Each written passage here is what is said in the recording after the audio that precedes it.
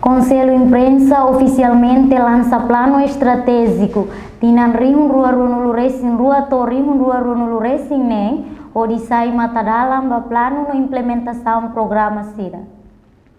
Lançamento plano estratégico tinan rihun rua runulu racing rua to rihun rua runulu racing nem Conselho Imprensa ne halau ihedili quinta-feira loron sanulu fulan fevereiro tinan rihun rua runulu racing rua. Diretor Executivo Conselho Imprensa Rigoberto Monteiro ihania sumário explica plano estratégia rihun rua runulu racing rua to rihun rua runulu racing nem ne resulta husi workshop elaboração plano estratégia Conselho Imprensa durante loron lima iha maubara fulan dezembro tinangkotu.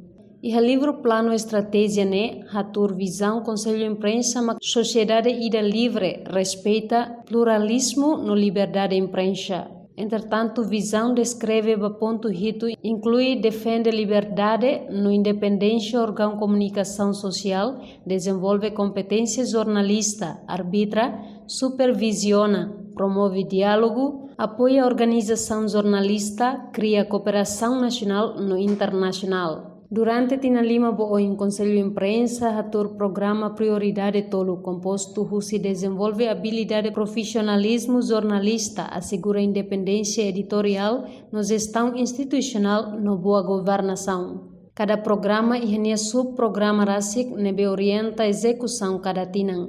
Entretanto, o presidente do Conselho Imprensa interino Expedito Dias Ximenes Hateten, desde estabelece Conselho Imprensa, mas que a limitação para recurso, a tudo ona progresso lubukida.